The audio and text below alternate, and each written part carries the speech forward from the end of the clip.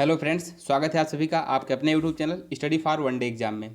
हम लोग सॉल्व कर रहे हैं यूपी ट्रिपल एस से संबंधित जितनी भी परीक्षाएं हुई हैं उनमें पूछे गए प्रश्नों की सीरीज को। और इस सीरीज में हम लोग सॉल्व करेंगे आज उत्तर प्रदेश स्पेशल, यानी कि उत्तर प्रदेश विशेष में जो पूछे गए प्रश्न हैं उनके बारे में हम लोग एक अच्छा सा अध्ययन करेंगे, जिसमें हम लोग समझेंगे कि अब तक कितने प्रश्न, कैसे प्रश्न पूछे गए हैं। तो देखते हैं सबसे पहले प्रश्न से। सबसे पहला प्रश्न है हमारा, निम्नलिखित में से कौन सा युग्म सुमेलित नहीं है। इसमें एक तरफ जो है नगर या कस्बा दिया हुआ है, दूसरी तरफ नदी। आपको बताना है कौन सा सुमेलित नहीं है। ऑप्शन है आपके, बिठूर गंगा नदी के तट पर, बिल्कुल सही है। गोरखपुर राप्ती नदी के तट पर, यह भी सही है। जौनपुर, जौनपुर जो है सई नदी, बिल्कुल। कौशाम्बी जो है इसमें दिया हुआ है काली नदी, जो कि गलत है। कौशाम्बी हमारा जो स्थित है वह है यमुना नदी के तट पर, ठीक। तो यहाँ पर सही हो जाएगा ऑप्शन नंबर डी, यानी कि सुमेलित यही नहीं है। और गोरखपुर राप्ती नदी, जौनपुर जो है सई नदी, सई नदी जो है जौनपुर के मध्य से गुजरती है। लेकिन आपको इसके साथ जो है आपको यह भी याद रखना है कि जौनपुर से ही एक और नदी जाती है जो कि गोमती नदी, ठीक। गोमती नदी के किनारे जो है जो स्थित है आपका वो लखनऊ है। लखनऊ शहर भी गोमती नदी के तट पर स्थित है। और गोमती नदी का उद्गम कहाँ से माना जाता है? फुलहर झील से, ठीक। तो ये सभी कुछ प्रश्नावलियाँ हैं जो अन्य प्रश्नावली आप लोगों को याद रहना चाहिए। देखते हैं अगला प्रश्न। अगला प्रश्न है हमारा, उत्तर प्रदेश में सबसे कम क्षेत्रफल वाला जनपद कौन सा है। आपको उसमें बताना है कि इस विकल्प में से कौन सा विकल्प ऐसा है जो सबसे कम क्षेत्रफल वाला है। ऑप्शन है आपके, गौतम बुद्ध नगर, हाथरस, कन्नौज या फिर संत रविदास नगर।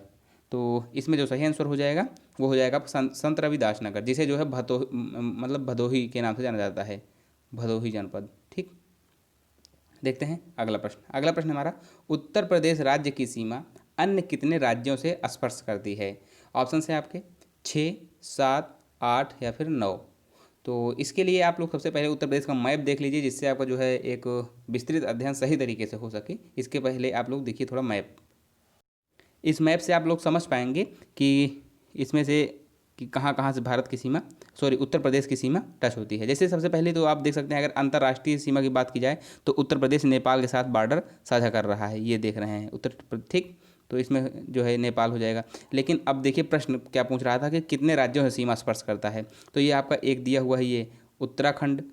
फिर उसके बाद इस तरफ ये हिमाचल प्रदेश है आपका, थोड़ा सा यहाँ थोड़ा सा बॉर्डर है लेकिन वो दिख नहीं रहा है यहाँ पर, ये यहाँ पर एकदम कोने पर सटा हुआ, वहाँ पर आपको दिख नहीं रहा है, लेकिन यहाँ पर हिमाचल प्रदेश। फिर उसके बाद हरियाणा दिख रहा है आप लोगों को ये।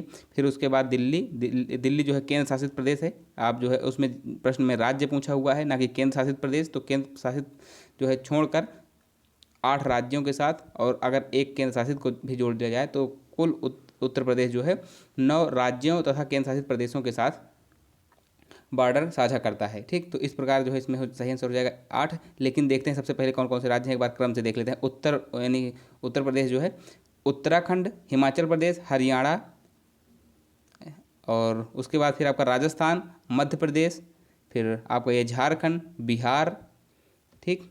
और यहाँ छत्तीसगढ़ नीचे, ये यहाँ जो है झारखंड और मध्य प्रदेश के बीच में ये नीचे छत्तीसगढ़, यहाँ पर भी बॉर्डर साझा करता है। तो कुल मिलाकर ये 8 राज्यों के साथ सीमा साझा करता है और एक केंद्र शासित प्रदेश। देखते हैं अगला प्रश्न। तो इसमें जो सही हो जाएगा वो हो जाएगा 8, मीन्स 8 + 1, कुल मिलाकर 9 राज्यों के साथ।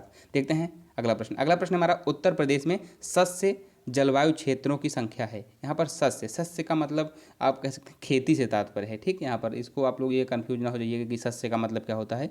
सस्य का मतलब खेती से संबंधित है। ऑप्शन है आपके 5, 7, 9 और 11। तो इसमें जो सही आंसर हो जाएगा वो हो जाएगा 9। उत्तर प्रदेश को कुल जो है 9 कृषि जलवायु क्षेत्रों में विभाजित किया गया है, ठीक।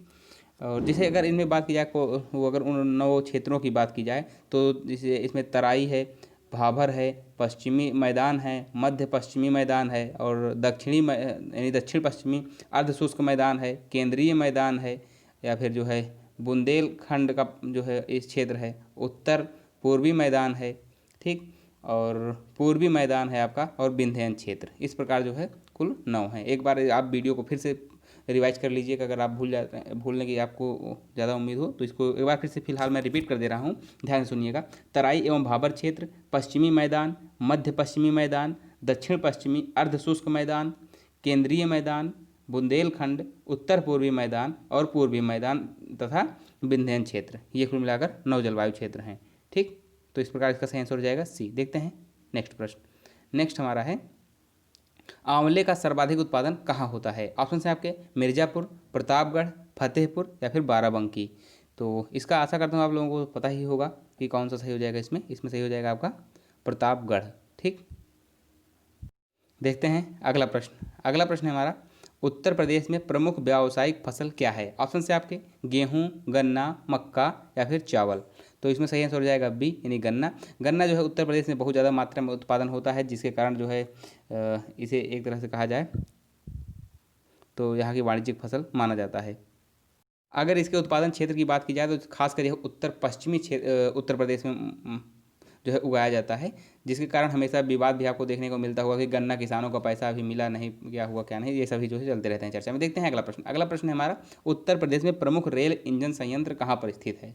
ऑप्शन है आपके मुगल सराय क्षेत्र, कानपुर क्षेत्र, अलीगढ़ क्षेत्र या फिर फतेहपुर क्षेत्र। तो इसका जो सही आंसर हो जाएगा वो हो जाएगा आपका विकल्प नंबर ए, यानी कि आपका सही हो जाएगा मुगल सराय क्षेत्र। मुगल सराय क्षेत्र किस जो है जोन के अंतर्गत आता है, तो आप कह सकते हैं कि वाराणसी। ठीक, देखते हैं अगला प्रश्न। अगला प्रश्न हमारा उत्तर प्रदेश में किस प्रकार की मिलें सर्वाधिक हैं, यानी सबसे अधिक संख्या में किस प्रकार की मिलें हैं? ऑप्शन से आपके कपड़ा, चीनी, चावल या फिर इस्पात। जब जाहिर सी बात है उत्तर प्रदेश की वाणिज्यिक फसल अगर गन्ना है तो आप इससे अनुमान लगा सकते हैं कि इसका सही आंसर हो जाएगा चीनी। जब वाणिज्यिक फसल जो है गन्ना है तो गन्ने से ही चीनी और गुड़ का निर्माण होता है, तो चीनी जो है मिलें उत्तर प्रदेश में सबसे अधिक मात्रा में है। ठीक, अगर एक व्याख्या की दृष्टिकोण से हम पढ़ना चाहें इसको या समझना चाहें तो ये हम कह सकते हैं कि सर्वाधिक नियोजित जनसंख्या कपड़ा क्षेत्र में है, मतलब जो जनसंख्या है वो सबसे ज़्यादा काम करती है हमारी कपड़ा क्षेत्र में।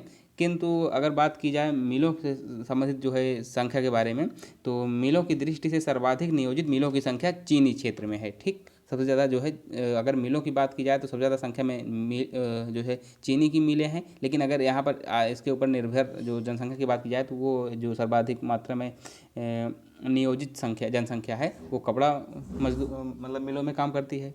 ठीक, यद्यपि जो है सर्वाधिक वस्त्र उत्पादन हथकरघों के माध्यम से होता है, मतलब जिसे मिलों की श्रेणी में रखा नहीं जाता है। ठीक, हथकरघा जो ये कपड़े उत्पादन होते हैं हथकरघा श्रेणी में आने के कारण इनको जो है मिलों की श्रेणी में नहीं रखा जाता है। देखते हैं अगला प्रश्न। अगला प्रश्न हमारा किस मंडल को विश्व के उत्कृष्ट कालीन उद्योग का केंद्र माना जाता है? ऑप्शन है आपके मिर्ज़ापुर, देवीपाटन, अलीगढ़ या फिर आजमगढ़। तो इसका जो सही आंसर हो जाएगा वो हो जाएगा आपका मिर्ज़ापुर। ठीक, तो इसमें सही आंसर हो जाएगा मिर्ज़ापुर। मिर्ज़ापुर मंडल जो है विश्व के उत्कृष्टकालीन उद्योगों का जो है यह केंद्र है। इसको आपको मोस्ट इंपॉर्टेंट में क्लिक कर लेना है। ठीक, क्योंकि यह जो है समझ सकते हैं आप कि विश्व में सबसे ज़्यादा जो है उत्कृष्टकालीन उद्योग का निर्माण मिर्ज़ापुर ही है। तो देखते हैं अगला प्रश्न। अगला प्रश्न हमारा चमड़े की वस्तुओं के लिए प्रसिद्ध जिले हैं। ऑप्शन से आपका आगरा और कानपुर, सोनभद्र और इलाहाबाद, जौनपुर और रामनगर या फिर मुरादाबाद और लखनऊ। आप लोग समझते ही होंगे कि चमड़ा के लिए सबसे ज़्यादा विख्यात जो है कानपुर है, तो और कानपुर और अन्य किसी विकल्प में दिया हुआ नहीं है, तो इनमें से तो कोई नहीं होगा, लेकिन इसमें जो सही आंसर हो जाएगा वो हो जाएगा आगरा और कानपुर। कानपुर जो है कानपुर को जो है भारत का जो है लेदर सिटी के नाम से जाना जाता है। ठीक, देखते हैं अगला प्रश्न। अगला प्रश्न हमारा उत्तर प्रदेश के निम्नलिखित शहरों में से किससे पीतल उत्पादों का अधिक निर्यात किया जाता है? ऑप्शन है आपके मुरादाबाद, वाराणसी, कानपुर या फिर लखनऊ। तो उत्तर प्रदेश के मुरादाबाद से पीतल उत्पादों का अधिकतम निर्यात किया जाता है। ठीक, यह जो है पीतल नगरी के नाम से भी जाना जाता है इसे, पीतल नगरी। ठीक, इसको आपको याद रखना है। ठीक, और देखते हैं अगला प्रश्न। अगला प्रश्न हमारा यूनाइटेड प्रोविंस कब उत्तर प्रदेश बना? ऑप्शन है आपके 1937, 1947 या फिर 1950 या फिर 1952। तो इसका आप लोग समझ ही रहे होंगे कि इसका नाम बदलकर 12 जनवरी 1950। ठीक, 12 जनवरी 1950 को जो है उत्तर प्रदेश का नाम बदलकर यूनाइटेड प्रोविंस का नाम बदलकर उत्तर प्रदेश किया गया। ठीक, देखते हैं अगला प्रश्न। अगला प्रश्न हमारा प्रसिद्ध चरकुला नृत्य संबंधित है। ऑप्शन है आपके अवध से, बुंदेलखंड से या फिर ब्रजभूमि से या रुहेलखंड से। तो इसका जो सही आंसर हो जाएगा वो हो जाएगा रुहेलखंड, सॉरी यहाँ पर ये ब्रजभूमि से हो जाएगा। यहाँ एक मिस्टेक हो गई, यहाँ पर ब्रजभूमि से होगा। और चरकुला नृत्य में होता क्या है, आप लोग इस समझ सकते हैं कि चरकुला नृत्य जो है ब्रज क्षेत्रियों द्वारा किया जाता है। होली या उसके दूसरे दिन रात्रि के समय में गांव के जो पुरुष होते हैं वे स्त्री वेश धारण करके सिर पर जो है मिट्टी के 7 घड़े और उसके ऊपर जलता दीपक रखकर अनवरत रूप से जो है चरकुला नृत्य करते हैं। तो आपसे कभी कभी प्रश्न यह भी पूछा जा सकता है कि यह अगर स्थिति दे दे कि ऐसी मुद्रा किसकी होगी, कि मतलब होली के आसपास के दिनों में पुरुषों द्वारा महिलाओं का परिधान धारण करके सिर के ऊपर 7 जो है मटके या फिर घड़े रखकर उसके ऊपर एक जलता हुआ दीपक रखकर नृत्य, यह मुद्रा किसकी है। तो आप लोग इसको याद रखिएगा कि चरकुला नृत्य से संबंधित है। देखते हैं अगला प्रश्न। अगला प्रश्न है हमारा, निम्नलिखित में से कौन सा उत्तर प्रदेश का शास्त्रीय नृत्य है। ऑप्शन है आपके कथकली, भांगड़ा, कथक या फिर कुचिपुड़ी। तो इसका सही आंसर हो जाएगा, वो हो जाएगा कथक। ठीक है, कथकली केरल का है, कुचिपुड़ी जो है आंध्र प्रदेश का है और भांगड़ा आपका पंजाब का है। तो ये सभी जो है आप लोगों को इम्पोर्टेंट है, इनको याद रखें। देखते हैं इसके अगर व्याख्या की बात करें जो है कथक के बारे में, तो उत्तर प्रदेश का शास्त्रीय नृत्य तो कथक है ही, लेकिन कथक की शैली का जन्म जो है ब्राह्मण पुजारियों द्वारा हिंदुओं की पारंपरिक पुनः गणना के लिए होता था। ठीक है, कि लगातार इनकी गणना होती रहे, अगर वो ये परंपराओं का शो ऑफ करते रहेंगे तो उससे हम अनुमान लगा सकते हैं कि हाँ ये जो है इनकी ये किस वंशज से हैं। तो इससे यह भी अनुमान लगाया जाता था, नहीं पुनः गणना इससे होती थी, जिन्हें जो है कथिक कहा जाता था। यहाँ पर कथक नहीं कहा जाता, लेकिन इन्हें कथिक कहा जाता था उस वक्त, जो है नाटकीय अंदाज के रूप में हाव भाव का उपयोग करते थे।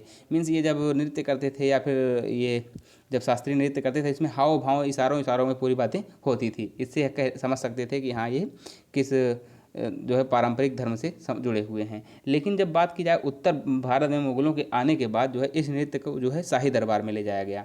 मीन्स जब मुगल आए भारत में जो है, तो यहाँ पर इस नृत्य को शाही दरबार में किया जाने लगा। शाही दरबार में ले जाने के बाद ये जो है उनके बीच में बहुत ही ज़्यादा प्रसिद्ध हुआ।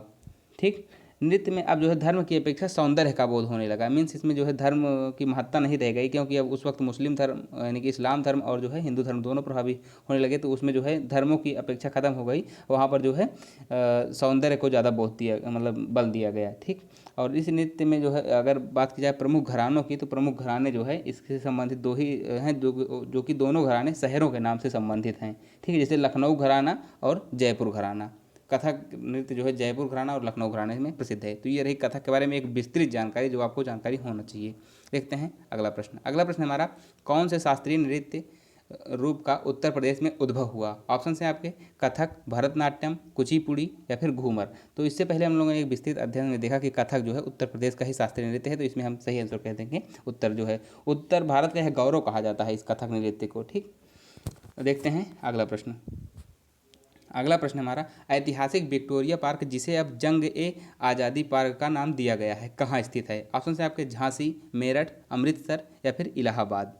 तो इसमें जो सही आंसर वो हो जाएगा आपका, इसमें सही हो जाएगा आपका मेरठ। ठीक, जंग ए आज़ादी पार्क मेरठ।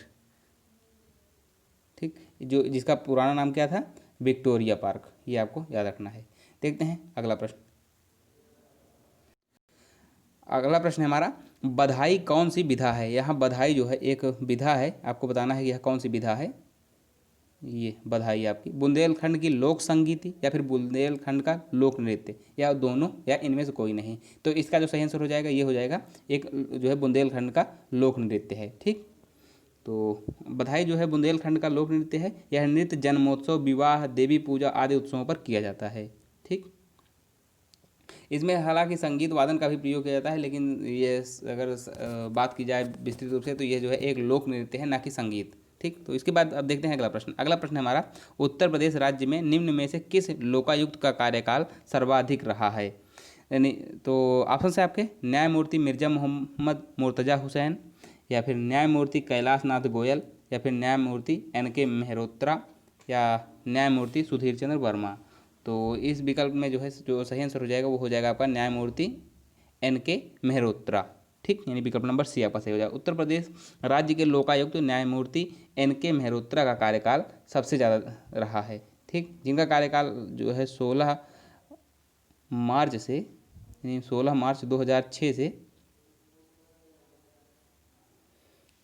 जनवरी जो है बात की जाए कि 30 जनवरी 2016 तक रहा।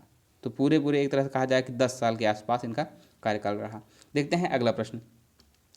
अगला प्रश्न हमारा, निम्न में से किसने उत्तर प्रदेश राज्य के राज्यपाल का पदभार कभी नहीं संभाला? इसमें आपको बताना है किसने जो है नहीं संभाला है। तो ऑप्शन है आपके श्री चंद्र भानु गुप्ता, श्री HP मोदी, श्री कन्हैया लाल मणिक लाल मुंशी या फिर श्री बुरगुला राम कृष्ण राव। तो इसका जो सही आंसर हो जाएगा वो हो जाएगा आपका चंद्रभानु गुप्ता। श्री चंद्रभानु गुप्ता जी जो है कभी उत्तर प्रदेश के राज्यपाल के रूप में नहीं रहे। तो इसमें सही आंसर हो जाएगा आपका ए। देखते हैं अगला प्रश्न। अगला प्रश्न है हमारा, उत्तर प्रदेश का प्रथम राज्यपाल इनमें से कौन था? ऑप्शन है आपके KM मुंशी, सरोजनी नायडू या सुचेता कृपलानी या फिर VV गिरी। तो इसका जो सही आंसर वो हो जाएगा आपका सरोजनी नायडू। सरोजनी नायडू जो है उत्तर प्रदेश की प्रथम राज्यपाल रही, जो कि देश की प्रथम महिला राज्यपाल भी थी। वह 15 अगस्त 1947 से और जो है 2 मार्च 1949 तक रही। ठीक, आशा करता हूँ आप लोगों को वीडियो पसंद आया होगा। अगर वीडियो पसंद आया है तो लाइक करें, चैनल पर नए हैं तो सब्सक्राइब करें और अपने दोस्तों के साथ ज़्यादा से ज़्यादा शेयर करें। मिलते हैं नेक्स्ट वीडियो में। धन्यवाद।